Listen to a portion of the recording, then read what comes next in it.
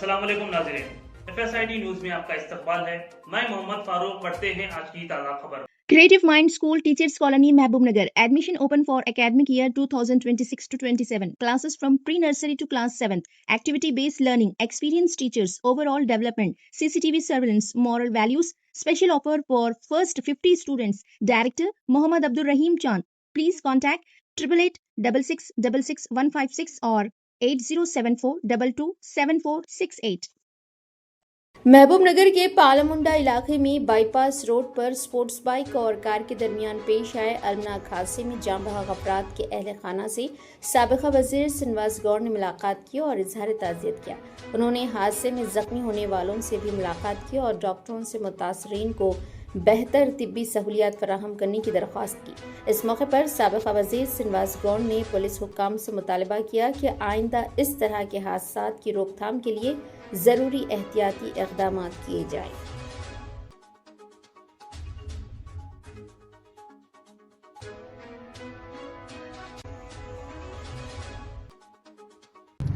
నిన్న అర్ధరాత్రి మహబూబ్నగర్ బైపాస్ రోడ్లో జరిగినటువంటి సంఘటన యాక్సిడెంట్ చాలా దురదృష్టకరం, చాలా బాధాకరం. దాదాపు ఇప్పటికే 5 మంది చనిపోయారు, ఇంకా 2-3 కూడా ప్రాణాలతో పుట్టుబిట్టాడుతూ ఉన్నారు. ఒక్కసారి ప్రజలందరూ కూడా ఆలోచన చేయాలి, నిర్లక్ష్యం ఎక్కడ జరిగిందనేది. ఇంతమంది బైక్ రైడర్స్ ఇంత స్పీడ్గా టౌన్లో తిరుగుతున్నప్పుడు పోలీసు యంత్రాంగం ఉందా లేదా, ట్రాఫిక్ పోలీసు ఉందా లేదా, పోలీసులు ఉన్నారా లేదా, దృష్టి ఉందా దాని మీద? అసలు తెలంగాణ పోలీసు అంటే రాష్ట్రంలో పెద్ద నెంబర్ 1 పేరు ప్రతిష్టలు ఉండేది. 2.5 సంవత్సరాల్లో భ్రష్టు పట్టిపోయింది అంతా. అవినీతి అధికారులు కొంతమంది చేరి మంచి పని చేసేటోళ్ళు కూడా చెడ్డ పేరు వస్తుంది. ఈరోజు వాళ్ళు ఏం చేస్తున్నట్లు మరి? ఇసుక లారీల మీద ఉన్న శ్రద్ధ, భూముల సెటిల్మెంట్ల మీద ఉన్న శ్రద్ధ, వాళ్ళ మీద వీళ్ళ మీద పడి పీక తినడం తప్ప ప్రజల ప్రాణాలు పోతాయి, ఏం జరుగుతుందనేది కనీసం దృష్టి ఉందా? బైపాస్ లో కానీ మెయిన్ రోడ్ లో కానీ జడ్చర్ల నుంచి మహబూబ్నగర్ వరకు 78 మంది చనిపోయారు. గతంలో చిన్న రోడ్డు ఉండే, కోవిడ్ లో పెద్ద రోడ్డు చేసినాం. రోడ్లు వెడల్పు, డివైడర్లు, లైటింగ్ ఇంత అద్భుతంగా నిర్మించి ట్రాఫిక్ సిగ్నల్స్ కూడా మీరు చూడండి, ట్రాఫిక్ సిగ్నల్స్ కూడా శాంక్షన్ అయ్యి టెండర్ కూడా అయినాయి. ట్రాఫిక్ సిగ్నల్స్ ది టెండర్ అయిపోయింది, అక్కడక్కడ పోల్లు పెట్టిండ్రు అంతే. ఎలక్షన్ కన్నా ముందు స్టార్ట్ చేసినాం. ఆ రోజు ఎంత ఉన్నాయి అట్లే ఉన్నాయి. అవే ట్రాఫిక్ సిగ్నల్స్ ఉండి, బ్లింక్లర్స్ ఉండి, పకడ్బందీగా పోలీస్ వ్యవస్థ పనిచేస్తుంటే, సీసీ కెమెరాలు పెట్టి పనిచేసింటే ఇమ్మీడియట్ ట్రాక్ చేసేవాళ్ళు, నియంత్రించేవాళ్ళు కదా. ఇన్ని వెహికల్ కనపడలేదా? ఒక్కరు కూడా కనపడలేదా? డిపార్ట్మెంట్ లో ఒక్కరు కనిపించినా, ఒక దొంగ పోతున్నాడంటే ఒక కానిస్టేబుల్ కనిపించినా ఇమ్మీడియట్ గా పట్టుకుంటే, లేకపోతే వేరే పోలీస్ స్టేషన్ చెప్తారు. 180 కిలోమీటర్ల స్పీడ్ తో పోతున్నప్పుడు ఎవరికి రాలేదా? ట్రాఫిక్ సిగ్నల్ మీరు ఏర్పాటు చేసి ఉంటే ఇవన్నీ కాకుండా కదా.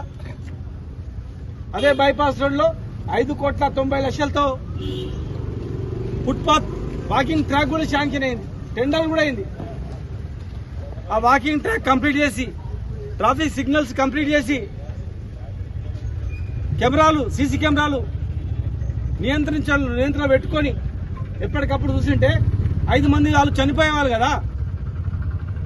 మరీ ముఖ్యంగా రూరల్ పరిధిలో అయితే మరీ అధ్వానమైనటువంటి పరిస్థితి ఉంది. ఎవడైనా ఇది ఫేస్బుక్ లోనో లేకపోతే మీరు పెట్టండి, వాళ్ళ మీద కేసు పెడతారు ఇమీడియట్ గా, తప్పవేం లేదు. గొండ్యాల వాగులో ఎంత చెరువు, ఎంత ఇసుక మిలిగింది, ఎక్కడెక్కడ మిలిగి, అది ఎట్లా కొట్టాలి, ఎక్కడ డంప్ చేయాలి, హైదరాబాద్కి ఎక్కడ ముట్టియాలి, మామూలు మత్తులో మునిగిపోయారు. మున్సిపాలిటీ కూడా మున్సిపల్ కార్పొరేషన్ కూడా బాధ్యత.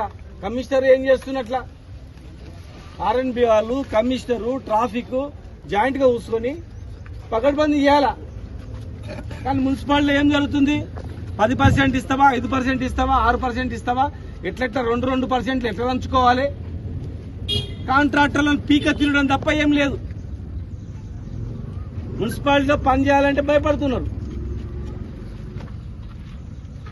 పర్సెంటేజ్ వీక తినుడు, ఇసుక అమ్ముకునుడు, భూ సెటిల్మెంట్ చేసుడు, ఈ మూడింటి మీద ఎవడైనా వాట్సాప్ లో పెడితే వాడిని కేసు పెట్టుడు, ఇది నడుస్తుంది మహబూబ్నగర్లో.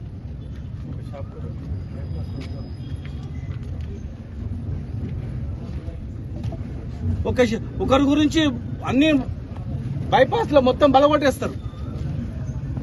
మొన్న ఎవరు చెప్తున్నారు, ఒక షాప్ గురించి నామ్స్ ప్రకారము సేఫ్టీ, ఆర్ఎన్బి సేఫ్టీ అథారిటీ వాళ్ళు ఎక్కడ ఓపెన్ చేయాలి, ఎక్కడ ఓపెన్ చేయొద్దని వాళ్ళు నిర్ణయిస్తారు. కానీ దుకాణాలకు ఎక్కడ దుకాణం ఉంటే అక్కడ ఓపెన్ చేయరు. ఏదైనా జరిగితే వాళ్ళదే బాధ్యత వహించాల్సి వస్తుంది. ఎవరి ప్రాణం పోయినా దానికి బాధ్యులు వాళ్ళే అవుతారు. దయచేసి మరి ఇక్కడ కూతవేటు దూరంలో డీజీపీ, ఐజీలు అందరు ఉన్నారు, డిఐజీ కూడా ఇక్కడనే ఉన్నాడు. చిన్న జిల్లాలు చేసినాం, ఎస్పీ, కలెక్టరు అందుబాటులో ఉండి పకడ్బందీ చేయాలని. ఇంత చిన్న జిల్లా చేసి ఇక్కడనే ఎస్పీ, ఇక్కడనే డిఐజీ ఆఫీసు కూడా నిలబెట్టించినాం. డిఐజీ ఆఫీసు, ఎస్పీ ఆఫీసు పెట్టించి చేస్తే కూడా ఇవాళ 5 ప్రాణాలు పోయినాయి. ట్రాఫిక్ సిగ్నల్స్ ఎవరు పర్యవేక్షణ లేదు, సీసీ కెమెరాల పర్యవేక్షణ లేదు. పొద్దుగా లేస్తే రాత్రి వరకు ఇక్కడ సగం మంది ఆఫీసర్లు సగం మంచిగా ఉన్నారు, 70% మంది మంచిగా ఉన్నారు. కానీ వాళ్ళది ఏం నడవదు. 20% మందిది ఇసుక లారీలు, ఇసుక ట్రాక్టర్లు, ఫిల్టర్ ఇసుక, మైనింగ్, భూముల సెటిల్మెంట్లు, ఇది తప్ప ఏం లేదు. దానికి వీళ్ళే బాధ్యత వహించాల్సి వస్తుంది. ప్రజలారా, మీరు కుటుంబంతో కూర్చొని ఆలోచన చేయండి, ఫ్యామిలీతో కూర్చొని ఆలోచన చేయండి. టౌన్ లోనే లైట్లు సరిగా పడక యాక్సిడెంట్లు అవుతుండే. ఒక విలేకరి తండ్రి అబ్దుల్ ఖాదర్ దర్గా ముందర పట్టపగలు గుద్దితే చనిపోయాడు. ఇంకొక సప్తగిరి కిరాణం సేటు ఇక్కడ మెయిన్ రోడ్ మీద గుద్దితే పడిపోయాడు చాలా మంది. ఇది జరగొద్దని డివైడర్లు, వెడల్పు లోడ్లు, ఫుట్పాత్లు, సీసీ కెమెరాలు ఊరి ఆఫీసర్లకు కానీ కింది నుంచి పై వరకు మామూలు ముట్టుతున్నాయి తప్ప దాని మీద వేరే లేదు. ప్రజల ప్రాణాలతో లేదు. ఇక్కడనే డీజీపీ, డిఎస్పీ, ఏసీబీ ఆఫీస్ కూడా ఉంది ఇక్కడ. మరి వాళ్ళు ఏం చేస్తున్నారో అర్థమైతే లేదు. వాళ్ళు కంప్లైంట్ ఇస్తేనే పోతారా, లేకపోతే పోరా? ఇవన్నీ దందలు కనబడతలేవా? ఇవే ట్రాఫిక్ సిగ్నల్స్ అన్ని 2.5 ఏళ్ల కింద ఎట్లా ఏ పోల్ వాతినో గంతే ఉండే, అంతే. మళ్ళీ ఎవరు ముందుకు పోలే. కదా దేవతలు అన్నట్టు, వెంకటి అన్నట్లు అవి సిగ్నల్స్ అట్లే ఆగిపోయినాయి, ట్యాంక్ బండ్ అట్లే ఆగిపోయింది, వాకింగ్ ట్రాక్లు అట్లే ఆగిపోయినాయి, హాస్పిటల్ కట్టిన బిల్డింగ్ అట్లే ఉంది. 530 కోట్లతో టెండర్లు విలువాలి. చూడు, మనం ఓపెన్ చేయమంటే ఏం చేస్తారు లాస్ట్ కంటే ధన్మన్ రాత్రిపూట రివన్ కట్ చేసిపోతారు అంతే. ఈ సామాన్లు షిఫ్ట్ చేస్తామంటారు. కానీ అది కాదు, అది సూపర్ స్పెషాలిటీ హాస్పిటల్. 530 కోట్లతో టెండర్ ఇవ్వాలి. రేపు యాక్సిడెంట్ అయితే ఇమ్మీడియట్ ఆడపోతే గంట లోపల పోయినట్టు బతుకుతాడు. ఆపరేషన్లు అవుతాయి. క్యాన్సర్ వచ్చినా కూడా బతుకుతాడు. యాక్సిడెంట్ అయిపోయినా బతుకుతారు. గుండె తీసి గుండె పెట్టొచ్చు. అలాంటి అత్యాధునిక హాస్పిటల్ అది. 1000 కోట్లతో నిర్మించిన హాస్పిటల్ అది. కనుక దయచేసి ఇప్పటికైనా పోలీసు యంత్రాంగం ప్రజల ప్రాణాలతో దృష్టి పెట్టండి. వెంటనే ట్రాఫిక్ సిగ్నల్స్ మీరు పిలిచేది ఏం లేదు. టెండర్ పిలిచినా అంతా అయిపోయింది. కాంట్రాక్ట్ పట్టుకొచ్చి తొందర చేయించండి. వాడిని పర్సెంటేజ్ అడగకపోతే పని చేస్తాడు. సింపుల్. ఫుట్పాత్, బైపాస్ మొత్తం కూడా టెండర్ అయిపోయింది. వాడిని డబ్బులు అడగకపోతే, అధికారులు డబ్బులు అడగకపోతే పని చేస్తాడు. సింపుల్, అంతే. మేము మాట్లాడిన దానిలో వాస్తవం ఉందా లేదా అన్ని అంశాలు మాట్లాడతా. రోడ్ల గురించి, పార్కుల గురించి, దర్గాల గురించి, గుడ్ల గురించి, మైనార్టీ స్కూళ్ల గురించి ఏం జరుగుతుంది అనేది.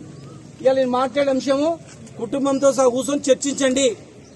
జడ్చర్ల నుంచి మామనగర్ వరకు ఎంతమంది చనిపోయినారు, రోడ్ ఎట్లుండే, మరి రోడ్ ఈ రోజు ఎట్లా చేసినాము, టౌన్ లోనే లైట్లు కనపడకుండే, లైట్లు పడకుండే, మరి అడవిలో అక్కడి నుంచి ఇక్కడ వరకు 20-30 కిలోమీటర్లు మనుషులు లేకపోయినా రోడ్లు లైట్లు ఎందుకు వేసినాం యాక్సిడెంట్లు కావద్దని, డివైడర్లు ఎందుకు ఎక్కినాం యాక్సిడెంట్లు కావద్దని. ఇవాళ ఏం జరుగుతుంది, కొత్తగా ఏమైనా జరిగిందా, కుటుంబంతో కూర్చొని ఆలోచన చేసుకోండి. చెప్తాం కానీ నీళ్ళు అప్పుడు ఎట్లా ఉండే, ట్రాక్టర్ల కింద మళ్ళీ ఎంతమంది చనిపోయారు నీళ్ళు పట్టుకోవడానికి పోయి, ఇవాళ రోజు తప్పించి రోజు నీళ్ళు ఇస్తుంటివి, ఇవాళ ఎట్లా వస్తున్నాయి, ఎన్ని ట్యాంకర్లు కట్టినాము, అవన్నీ ఒకటోటి చెప్తాను. అవన్నీ ఒక్కొక్కటి దాని మీద నేను కూడా, ఎందుకంటే దీని మీద దృష్టి పెడితే వీళ్ళు ప్రజాప్రతినిధులు కూడా మేము వడ్లు కొనుగోలు చేయండి రా బాబు అంటే రైతులు ఇబ్బంది పడుతున్నారంటే అవి పక్కకు పెట్టి లీడర్ల కొనుగోలు మీద ధ్యాస పెట్టి ఏదైనా మంచి మాట్లాడితే నేను మాట్లాడిన దాని ఏమైనా తప్పు ఉందా ప్రజలారా, మహబూబ్నగర్ ప్రజలారా ఆలోచన చేయండి. నేను మాట్లాడదంటే ఏం మాట్లాడను, ఇట్లే సావని అందరూ ఒక్కటి మాట్లాడొద్దా చెప్పండి. 10 సంవత్సరాల్లో ఏం జరిగిందో ఆలోచన చేసుకోండి, ఒక్కసారి ఆలోచన చేసుకోండి, గుండె మీద చేసుకుని ఆలోచన చేసుకోండి. 10 సంవత్సరాల క్రితం ముందు మీ ఇంటికి ఎవరైనా బంధువులు వస్తే ఏమన్నారు, ఈ రోజు మహబూబ్నగర్కి వస్తే మీ ఇంటికి వస్తే బంధువులు ఏమంటారు, ఆత్మ మీద గుండె మీద చేసుకుని పెట్టండి.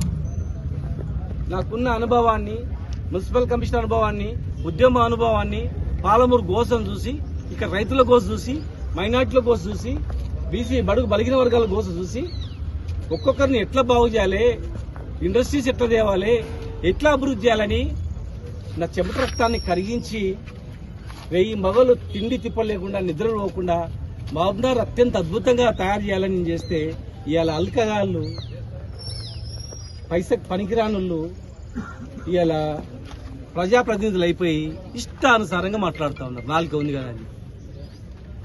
తెలంగాణ రాష్ట్రం గురించి కొట్లాడినప్పుడు వీళ్ళందరూ ఎక్కడున్నారో ఆలోచన చేయండి. తెలంగాణ రాష్ట్రం ఇదే మహబూబ్నగర్ జైల్లో ఉన్నప్పుడు వీళ్ళందరూ ఎక్కడున్నారో ఆలోచన చేయండి. రాష్ట్ర ఏర్పాటు ప్రక్రియలో వీళ్ళు ఏమైనా భాగం ఉందో ఆలోచన చేయండి. ఇలా మాట్లాడుతూ ఎవరైనా మాట్లాడుతూ ఏదైనా మాట్లాడితే ఫోన్లు వేసి నువ్వు ప్రెస్ మీట్ పెట్టరా శ్రీనివాస్ గౌడ్ తిట్టు, ప్రెస్ మీట్ పెట్టరా శ్రీనివాస్ గౌడ్ తిట్టు, ఉసిగొత్తున్నారు. మా వాళ్ళతోనే అనిపించాలని చెప్పి ప్లాన్ చేస్తారు, కానీ ఎక్కువ రోజు నడవదు. ఇవాళ ఈ చావుకు కారణం నేను చెప్తున్నా పోలీస్ డిపార్ట్మెంటే, చనిపోవడానికి కారకులు వీళ్ళే. వీళ్ళ నిర్లక్ష్యం వల్లనే ఈ రోజు వరకు ఇప్పటి వరకు వాళ్ళు పట్టుకోలే, తీసుకురాలే, అంత నిద్రావస్థలో ఉన్నారు. ఎన్ని లారీలు పోయినాయి చెప్పండి, ఇప్పుడు చెప్తారు. ఇసుక ఎన్ని లారీలు పోయినాయి, ఎన్ని పైలు వచ్చినాయి, ఎవరెవరికి వాటర్ చెప్పండి. కళలో నిద్రలు కొడితే చెప్తారు. ఎన్ని లారీలు నడుస్తున్నాయి, ఎవరెవరు ఎన్ని లారీలు నడుస్తున్నాయి చెప్తారు, లారీ నెంబర్తో సహా చెప్తారు. కానీ ఇది చెప్పరు. దీనికి బాధ్యత వహించాలి. పేద కుటుంబాల్లో చనిపోయినరు, వాళ్ళని కుటుంబాన్ని మొత్తం ఆదుకోవాలి, ప్రజలకు భరోసా ఇవ్వాలి, పకడ్బందీ కెమెరాలు, సీసీ కెమెరాలు ఏర్పాటు చేయాలి.